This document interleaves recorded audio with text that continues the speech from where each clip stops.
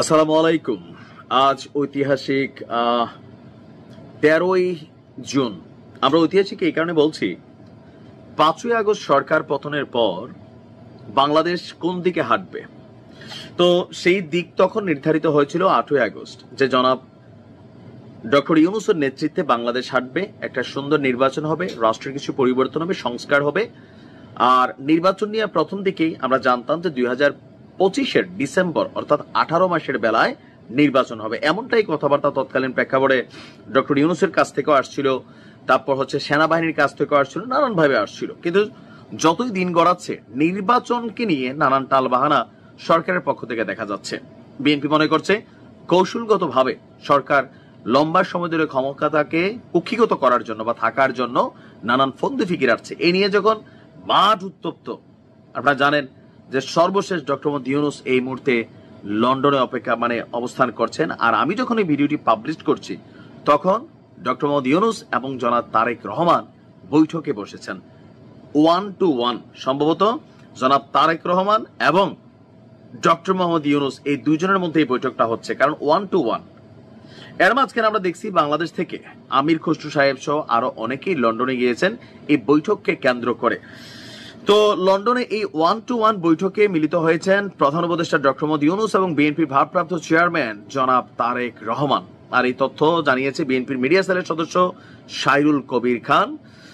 সকাল 9টায় লন্ডনের park lane hotel ডোরচেস্টারে প্রধান উপদেষ্টা ওনার সাথে তারেক রহমানের এই গুরুত্বপূর্ণ বৈঠকটি অনুষ্ঠিত হচ্ছে।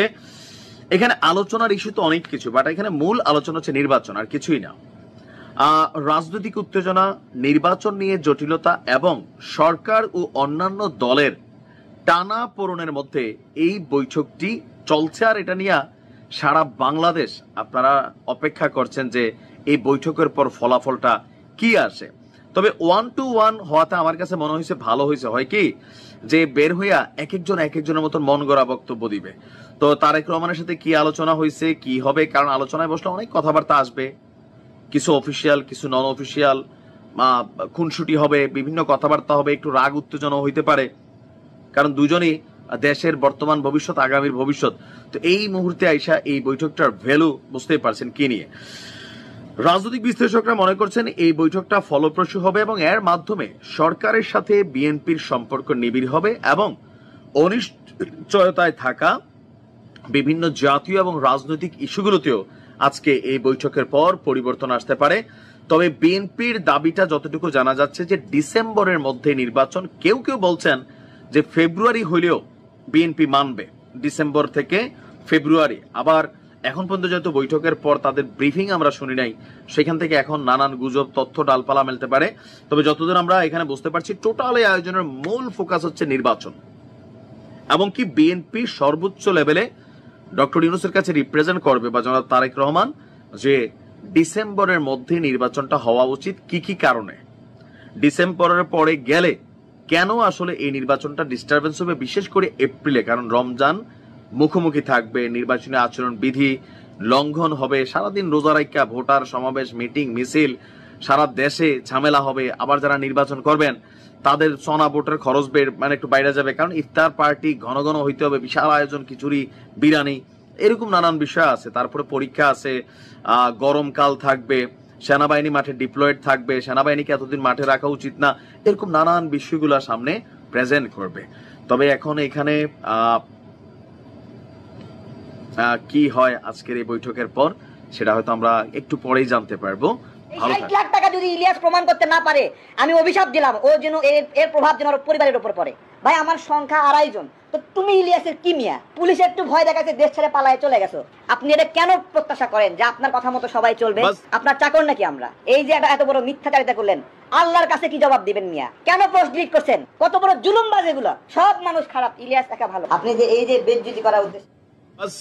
बस रोको बेटा रोको, अब हम बता दिए कि असलियत क्या है। একটা কথা কিন্তু সত্য, এই দেশে কোথায় কতজন রয়ের এজেন্ট আছে বা ভারতের দালাল আছে, এই তথ্যের সবচেয়ে বড় সরবরাহকারী কিন্তু আমাদের অনলাইন গুরু পিনাকিদা, শ্রদ্ধেয় শ্রী পিনাকিদা, আর সাংবাদিক ইলিয়াস ভাই। রয়ের আরেকজনও আছে আমাদের কনক সরোয়ার ভাই। তাদের কাছে মোটামুটি কে কার এজেন্ট, কে কার সাথে কোথায় গোপনে মিটিং করে, অনেক বড় সাংবাদিক, তাদের কাছে অনেক তথ্য আছে। তবে ঝামেলা পাকাচ্ছে যখন তাদের মতের বিরুদ্ধে কিছু যায়। এটা কিন্তু সত্য। পিনাকিদা, ইলিয়াস ভাই এবং কনক সারোয়ার ভাই একটু হালকা কুল মুডে থাকেন, তবে সাংবাদিক ইলিয়াস তিনি মাথা গরম সাংবাদিক, এটা সবার কাছে পরিচিত। আর পিনাকিদা হচ্ছে জয় বাংলা করা সাংবাদিক। হ্যাঁ, ও গানটা চাকবুম চাকবুম, এই গানটানো শোনায়। এখন ঝামেলা হচ্ছে কি, 5ই আগস্টের পর থেকে আপনি শুধু দেখছেন যে ভাঙন ভাঙন ভাঙন। আর ফাইনালি এই তারেক রহমান, একসময় ভিপিনুরের খুবই কাছের মানুষ, তিনি এখন সাংবাদিক ইলিয়াস এবং পিনাকিদার যৌথ আক্রমণে কিন্তু পড়ে গেছেন। কেন পড়ছেন? তার গতকালকে যে বক্তব্য তিনি দিয়েছেন বা প্রথমে যে অংশটা শুনছেন, তার অভিশাপ তিনি দিচ্ছেন সাংবাদিক ইলিয়াসের বউ বাচ্চাদেরকে। কেন? সাংবাদিক ইলিয়াস তার বিরুদ্ধে প্রচন্ড মিথ্যাচার করেন, আর পিনাকির বিরুদ্ধে অভিযোগ যে দাদা চান যে ওনার সিদ্ধান্ত মতো এই আমজনতা পার্টি চলতে হবে। এমনকি তিনি যথেষ্ট ঘেটু করেন, তিনি সবারই ঘেটু বলেন। তো তারেকের বক্তব্য হচ্ছে ঘেটু কোনটা? মাঝখানে সিপিপির অফিসে হামলা চালানোর জন্য কিন্তু পিনাকিদার নির্দেশ দিছিল। 32 ভাঙ্গার পর একটা খেলা জমছিল। তো সেই খেলায় সিপিপি, প্রথম আলো অনেক কিন্তু চেষ্টা করছে, কিন্তু আসলে তারা সফল হয় নাই সরকারের শক্ত অবস্থানের কারণে, এবং সেনাবাহিনীও এখানে যথেষ্ট সাপোর্ট করছে। তো সিপিবি রে বলছে যে তারেক তোমাদের অফিস ভাঙতে আসে, আবার তারেক রে বলছে যে তোমরা দিয়ে সিপিপির অফিস ভাঙো, মানে একটা ঘেটু করতে চাইছে, চাকবুম চাকবুম। কিন্তু তারেক সচেতন ছেলে, সে সেই চাকবুম চাকবুমে পা দেয় নাই। এখন কেন হঠাৎ করে এই দ্বন্দ্বের মেইন বিষয়টা হচ্ছে তারেক ইদানিং সময় ডক্টর মোহাম্মদ ইউনূসকে নিয়ে যথেষ্ট সমালোচনা করেন, ইভেন কড়া ভাষায় করেন, যে ভাষায় তারা করে অভ্যস্ত। তো বিএনপির পক্ষেও বিভিন্ন সময় শক্ত বক্তব্য দেন। আবার সাংবাদিক ইলিয়াস বা পিনাকিদা পছন্দ করেন না এমন অনেক মানুষের পক্ষে আবার তারেকের অবস্থান আছে, তাদের পলিটিক্যাল পয়েন্ট অফ ভিউতে। এগুলা সাংবাদিক ইলিয়াস এবং পিনাকির পছন্দ না, অভিযোগ তারেকের। বাস্তবে কিন্তু এরকমই। আমিও যতদূর দেখছি আর কি, যে এখন হচ্ছে কি, কে বেশি ক্ষমতা খাটাবে, কে কারে কার শিষ্য বানাবে, কার কথায় কে চলবে, সরকার হোক, আমজনতা হোক, পাবলিক ক্যারেক্টার হোক, ফেস ফিগার হোক, কথার বাহিরে কিন্তু গেলেই জয় বাংলা একটা পরিকল্পনা থাকে, নির্দেশনা থাকে, চাকবুম চাকবুম করার জিয়াফতের আয়োজনের ঘোষণা থাকে। আর সাংবাদিক ইলিয়াস ভাই তিনি তো আরো হাইপার মোডে যান।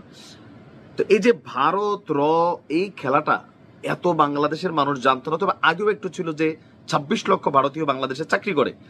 আমাদের আসিম নজরুল স্যার বলছিলেন, এখন তিনি ক্ষমতায় বসে আসলে কতজন ভারতীয়কে পাইছেন সরকারের মধ্যে, বা বিভিন্ন সময় শুনতাম যে ভারত কর্তৃক একদম আমাদের সব পরিবেষ্টিত মানে প্রশাসনের ভিতরে এখনো আসলে এগুলা কি পাইছেন, তাদেরকে কেন বহিষ্কার করা হচ্ছে এটা আমরা বুঝি না। তো এখানে সাংবাদিক ইলিয়াস, পিনাকি, তারেক, তারপর হচ্ছে যে ভিপিনুর, দেখেন ভিপিনুরও কিন্তু ধরছে। তো সকল কিছু মিলাইয়া মূল সমস্যাটা অন্য কোথাও না, মূল সমস্যাটা হচ্ছে সবার মধ্যে একজন শেখ হাসিনা বসবাস করেন। এই কথাটা কেন বললাম? শেখ হাসিনার প্রধান সমস্যা কি ছিল?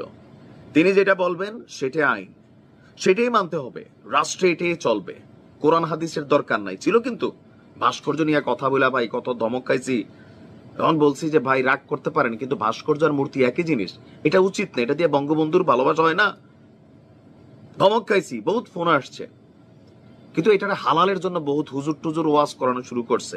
এই যে এক গোয়রামিপনা ছিল, এটার কারণে এই অবস্থা হয়েছে।